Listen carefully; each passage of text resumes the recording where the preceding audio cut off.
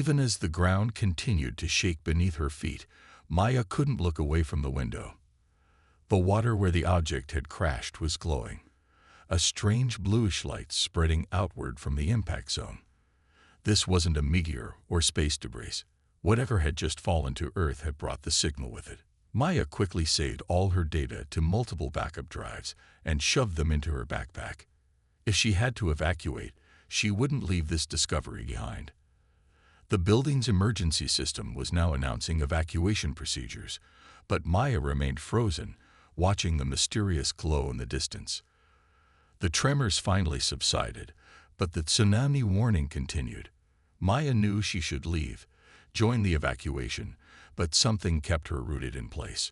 She had spent her entire career searching for proof of extraterrestrial life, and now it seemed to have come looking for her. "They're here," she whispered, a mixture of fear and wonder washing over her. "They're actually here." Maya didn't sleep for 2 days after the crash. Military personnel had swarmed the research facility within hours, confiscating her data and equipment. They'd escorted her to a secure location for debriefing, which meant answering the same questions over and over, while important-looking people in suits watched from behind one-way glass. "Yes, I detected the signal before the crash," she repeated for what felt like the 100th time. "No, I don't believe it was a coincidence." On the 3rd day, a stern-faced general entered her temporary quarters. "Dr. Chen, I'm General Winters. You're being transferred to the crash site. Pack your things."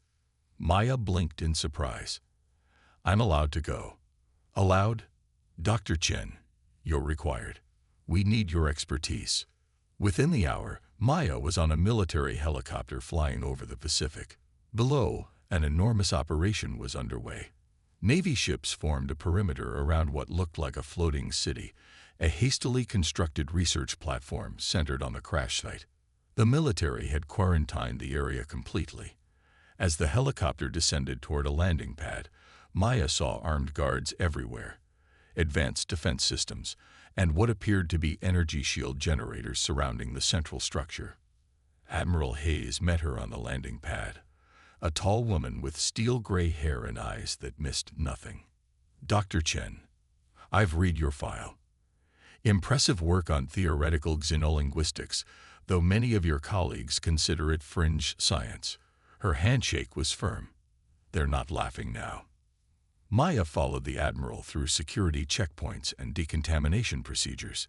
Each layer they passed through had more scientists and fewer soldiers, until they reached the heart of the operation, a massive dome covering what remained of the alien ship. "It crashed 3 days ago," Admiral Hayes explained, "but we haven't been able to get inside. The hull is made of materials we can't analyze, and it's generating an energy field that's kept us out." Beneath massive containment shields, the broken alien ship still hummed with strange energy.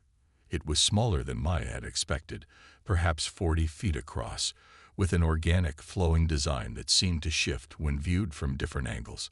The surface gleamed with an iridescent blue-black color that reminded Maya of deep ocean waters. Scientists and engineers surrounded the craft, running tests and taking readings, but maintaining a respectful distance from the energy field surrounding it. "What have you learned so far?" Maya asked. "Not much. The energy field is stable but impenetrable. And there's this." The admiral led Maya to a monitoring station where audio played through speakers, a haunting, rhythmic sequence of sounds. Maya's breath caught. "That's similar to the signal I detected before the crash. It started broadcasting 6 hours ago. None of our linguists or computers can make sense of it." Maya listened carefully, recognizing patterns similar to those she'd studied for years. "It's not random. There's structure here, recursive elements." She closed her eyes, focusing entirely on the sounds. "It's a language. Complex, but with mathematical underpinnings. Can you understand it?" "Not yet, but I think I can work with it." "May I?" Maya gestured to the computer. For the next 14 hours, Maya worked without breaks, applying algorithm after algorithm to the alien transmission. Other linguists joined her, but the breakthrough was hers alone. "They're dying in there," Maya told Admiral Hayes, her voice hoarse from exhaustion. "I can translate their distress calls. Whoever is in that ship is injured from the crash. They're requesting assistance." The Admiral looked skeptical. "You're certain?" "As certain as I can be. They're broadcasting on repeat, asking for help. They've been trying to communicate since they arrived, but they needed time to analyze our languages first." "And you trust this translation?" Maya nodded firmly. "I spent my career preparing for this moment, Admiral. I'm betting my reputation on it."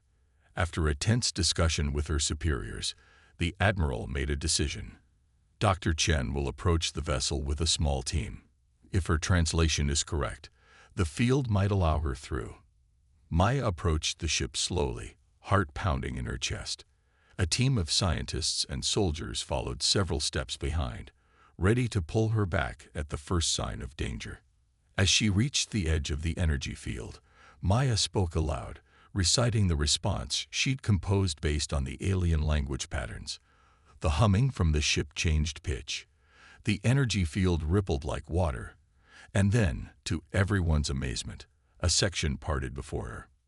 "Dr. Chen, wait for the team," the Admiral called, but Maya was already stepping through the opening, drawn forward by a lifetime of wondering if this moment would ever come. Inside the vessel, the air was thicker with a slight metallic taste. The interior glowed with soft blue light that seemed to come from the walls themselves. The ship's design made no sense to human eyes. No clear control panels, no obvious seating, just flowing spaces that connected in ways that defied conventional engineering. At the center of the main chamber, Maya found herself face to face with the Voidborn. Tall, luminescent beings with bodies that seemed partly physical and partly made of light. Their elongated forms stood nearly 8 feet tall, with no clear distinction between clothing and skin. Their eyes reflected starlight, as if containing entire galaxies within. One being moved forward, clearly injured, its light flickering unevenly. It reached out with long, delicate fingers. Maya hesitated, then extended her hand. The being touched her gently, and a jolt passed through her entire body. "Hello," Maya whispered, unsure if speaking aloud even mattered now. The touch deepened, and suddenly Maya felt the being's presence in her mind. Not invasive, but like opening a door to a room she hadn't known existed. "You understand," came the thought. Not in words exactly, but in meaning that Maya's brain translated. "You heard our call." "Yes," Maya thought back. "I'm here to help." "I am Thalir," the being communicated. "Speaker for the Voidborn." Images flashed through Maya's mind. A beautiful world with 3 moons, cities that grew rather than were built, and then destruction, fire, a desperate escape. "You are different from the others we found," Thalir said, the mental connection growing stronger.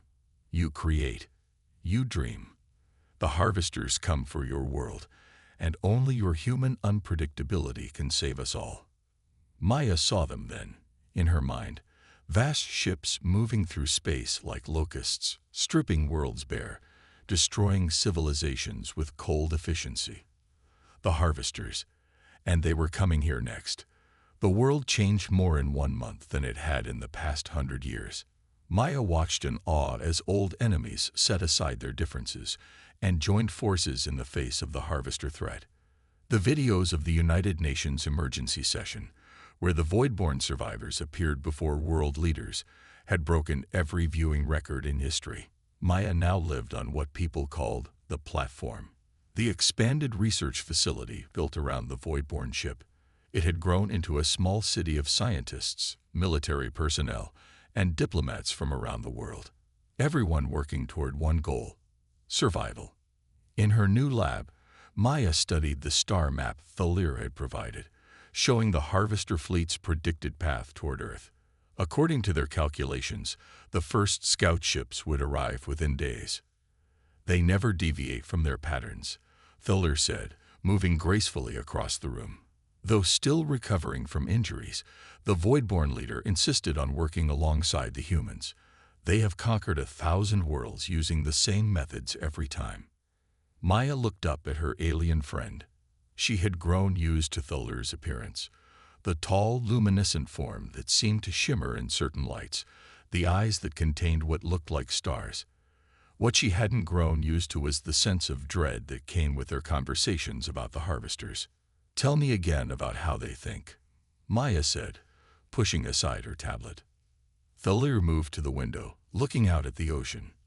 "The harvesters, a coldly logical species, have destroyed 1,000 worlds, including our own. They began as biological beings, like you, but merged with their technology centuries ago. They evolved to value perfect efficiency above all else. And that's why they harvest worlds. For resources, yes, their logic is simple. Advanced civilizations require resources. Resources are finite. Therefore, other civilizations are competition that must be eliminated." Thulir turned back to Maya. "They calculate the exact amount of materials needed to sustain their empire and take precisely that. No more, no less." Maya stood and walked to her collection of items she had gathered to show Thulir. Art books, music players, poetry collections, even children's toys and games. She played a piece of jazz music, letting the improvisational notes fill the room. "They cannot comprehend irrationality," Thulir explained as Maya showed him human art and music. "Your species makes choices based on emotion, instinct, concepts they abandoned millennia ago.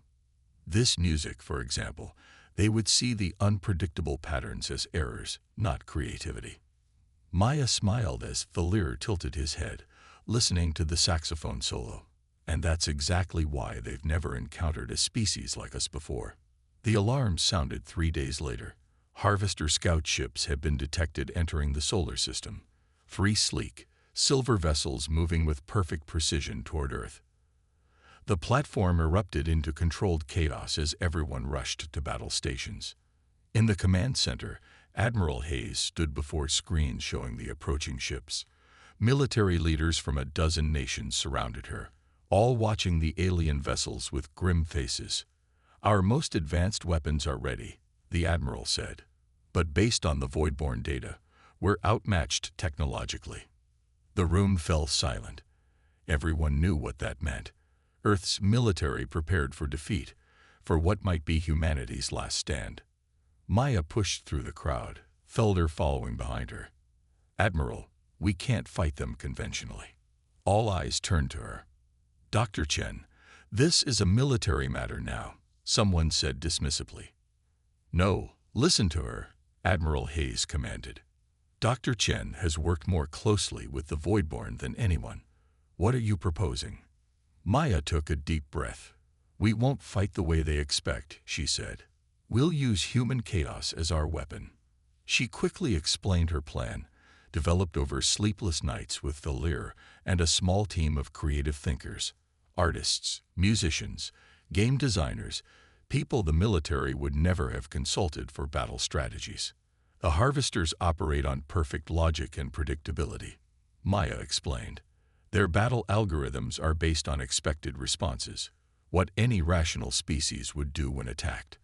But humans aren't always rational." She pulled up diagrams on the main screen, showing unorthodox flight patterns, communication strategies, and attack formations that defied conventional military wisdom. "We need to be unpredictable, random. We need to make choices that make no logical sense to them," Maya continued. "Their systems won't be able to calculate our next moves because they'll be looking for patterns that don't exist." Skeptical murmurs filled the room. One general laughed outright. "You want us to base Earth's defense on what? Chaos theory? Improvisation?" "Precisely," Maya said firmly. "Their entire civilization is built on predictability. They've never encountered a species that values spontaneity and creativity. It's our greatest advantage." No one believed it would work, except Thulir.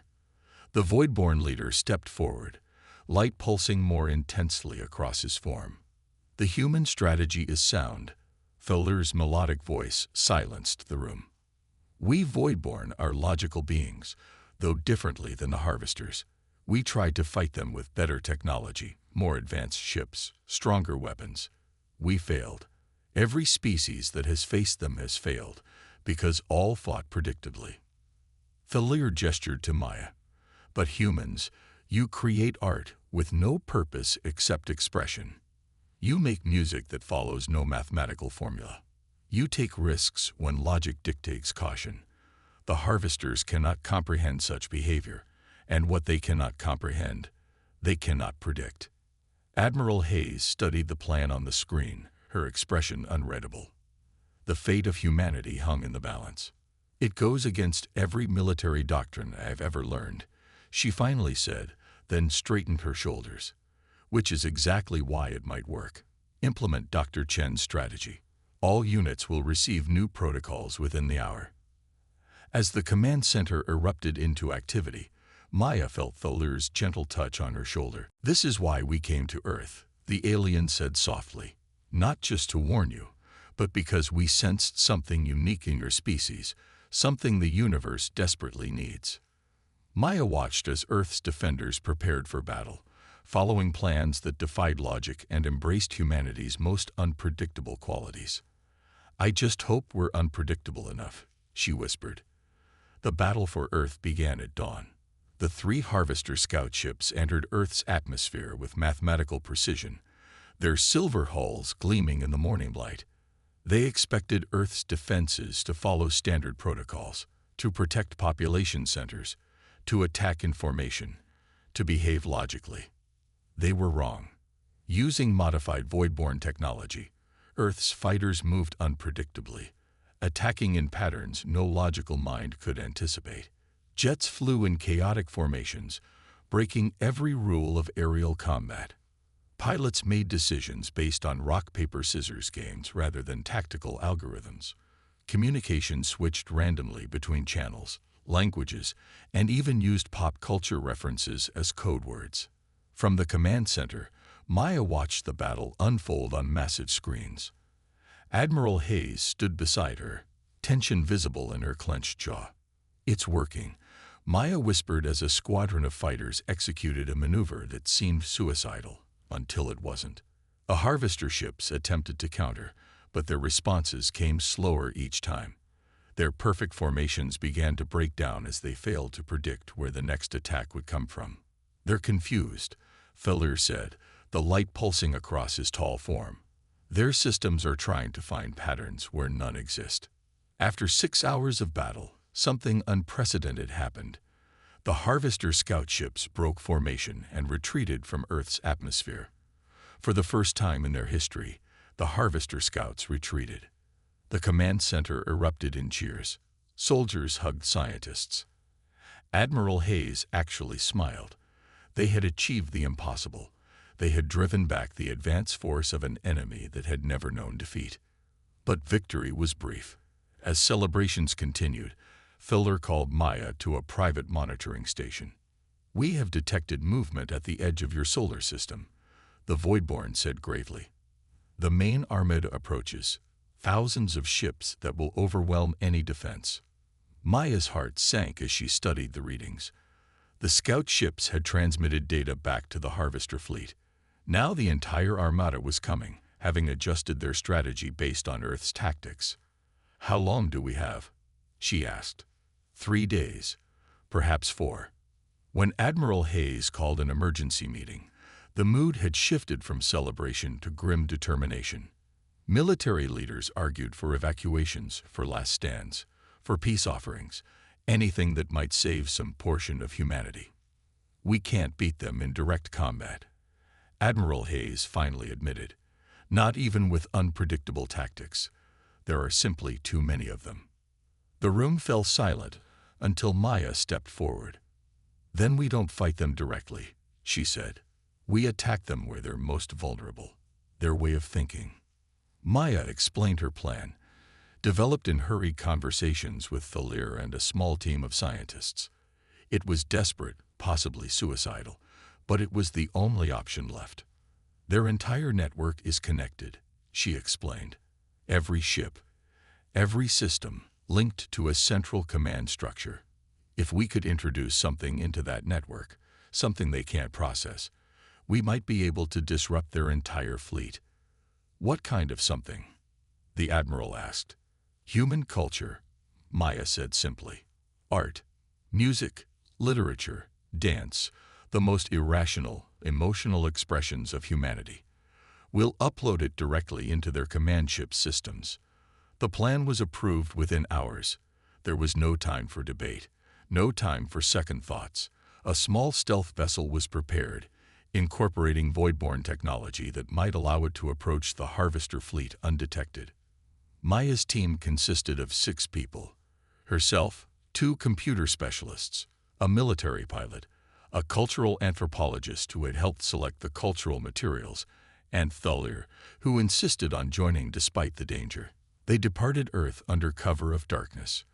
The stealth ship, barely larger than a bus, carried the hopes of an entire planet. As they left Earth's atmosphere, Maya looked back at the blue world below, wondering if she would ever see it again. The journey to the edge of the solar system took 30 hours of tense silence. When they finally caught sight of the Harvester Armada, Maya's breath caught in her throat. Thousands of ships, arranged in perfect geometric patterns, stretched as far as the eye could see. At the center was the mothership, a massive structure the size of a small moon. Their systems have not detected us, Thulir confirmed as they carefully navigated through the outer edges of the fleet. As they approached the mothership, Maya gathered her team for final instructions. Their modified Voidborn suits would protect them inside the Harvester ship, and Thulir had provided information about the likely location of access points to the central network. Remember, we only have one chance at this, Maya told her team. We need to reach the central processing hub and upload the complete database. If we only manage to upload portions, their systems will isolate and quarantine it. She looked at each team member, seeing determination and fear in equal measure on their faces. Their entire civilization is built on perfect logic, Maya told her team. We're bringing them something they've never experienced: human emotion. Shakespeare's sonnets, jazz improvisations, abstract expressionist paintings, modern dance, things that follow no logical rules but speak directly to the soul. The anthropologist, Dr. Kida, nodded firmly. We selected works specifically for their emotional impact and resistance to logical analysis. If they try to understand why a Beethoven symphony or a Frida Kahlo painting moves us, their systems will tie themselves in knots. The stealth ship docked with the mothership using an access port Thulir had identified. The team moved silently through massive corridors that seemed designed for beings much larger than humans. Everything was geometric, precise, with no decoration or variation, a physical manifestation of the Harvester's logical mindset. They encountered few defenses. The Harvesters, confident in their superior technology, had never needed to worry about intruders. Who would dare to infiltrate the undefeated Armada? Finally, they'd reached the central processing hub, a vast chamber filled with crystalline structures that pulsed with energy. At the center stood what appeared to be a massive transparent column filled with swirling light. The command core, Thulir whispered. All fleet operations are controlled from here. As the computer specialists began working to establish a connection to upload their database, an alarm sounded. The Harvesters had detected them. We need more time, one of the specialists called out. Maya looked at Thulir, then at the rest of her team. Protect the upload. No matter what happens, the data must get through. The sounds of approaching Harvesters echoed down the corridor. Human survival now depended on Shakespeare's sonnets, Miles Davis's jazz, Martha Graham's dances, and all the other beautiful, irrational creations that made humanity unique. Inside the Harvester mothership, Maya reached the central core, a massive crystalline structure housing their collective intelligence. The vast chamber hummed with energy, its walls lined with pulsing circuits that resembled veins carrying information rather than blood. Her team worked frantically at the access terminals while Thulir stood guard at the entrance. 60% uploaded, called out Dr. Kida, fingers flying across the adapted interface. Their security protocols are fighting back, but they don't understand what we're sending them. Maya watched the progress bar on their device. The cultural database contained humanity's greatest creations, not just art and music, but the full spectrum of human expression. Love poems and lullabies, jazz improvisation and folk dances, abstract art that followed no rules but spoke directly to the heart. The ship suddenly lurched, throwing Maya against a crystal column. Red lights pulsed throughout the chamber. "They're attempting to quarantine the data," Thalir called out. "Their systems recognize it as something dangerous." "Keep going," Maya ordered. "We need the full upload." Through the doorway, she saw the first harvesters approaching. Tall, silvery beings that moved with mechanical precision.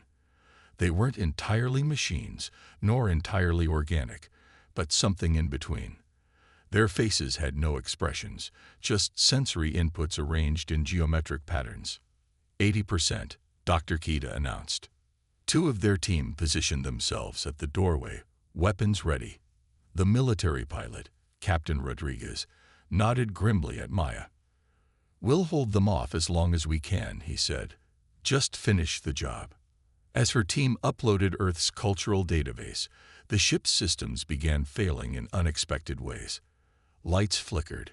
Strange sounds emerged from communication systems. Fragments of music, snippets of poetry, echoes of laughter. The crystal core at the center of the room began to pulse with colors never before seen in the harvester ship. "It's working," Thalir whispered in awe. "They cannot process the contradictions, the emotions, the illogical beauty." The first shots were fired at the doorway.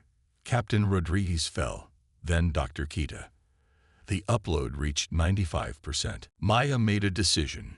"Everyone back to the ship. I'll finish the upload." "We won't leave you," protested Chen, the remaining computer specialist. "That's an order. Earth needs to know what happened here." Maya took Chen's place at the terminal. "Thalir, get them out. Please." The Voidborn hesitated, his luminescent form dimming slightly in what Maya now recognized as sadness. "Your sacrifice will not be forgotten," Thalir said finally, touching Maya's shoulder briefly before ushering the remaining team members toward the exit. Alone at the terminal, Maya worked faster than she'd ever worked before. The harvesters were breaking through the makeshift barricade. The upload reached 98%. Alarms blared as Maya completed the final upload. The ship trembled, but not from damage. Through the viewports, she could see the entire harvester fleet had paused, their perfect formations breaking apart as each ship struggled with the cascade of human expression flooding through their network. 100%, Maya whispered to herself, a small smile on her face as the first harvester entered the room. She expected death. Instead, the being stopped, its metallic faceplates shifting in what might have been confusion. The central core behind her erupted in a symphony of color and sound. Shakespeare's words, "Yo-yo Miss Cello," children's laughter, and 1,000 other expressions of humanity's soul. The harvester reached toward her, not with a weapon, but with an open hand. And then the core exploded in light. 3 years passed on Earth.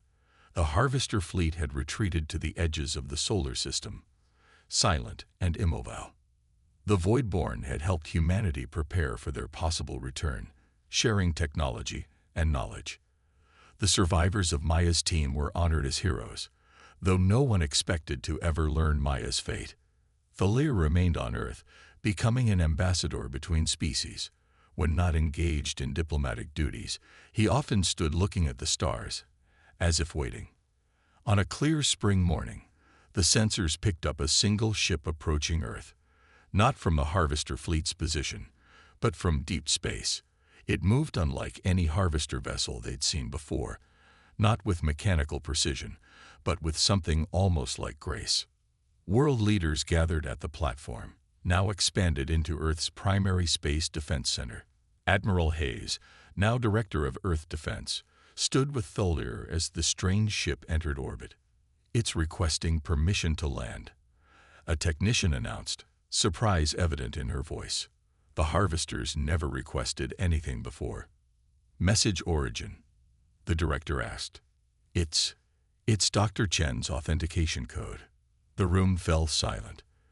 Felder's light pulsed rapidly, his equivalent of a racing heart. The ship that landed was clearly of Harvester origin, but transformed. Organic elements had been incorporated into its design. Curves where there were once only angles, color where there was once only silver. When the doors opened, beings emerged that were neither fully Harvester nor anything else known to Earth.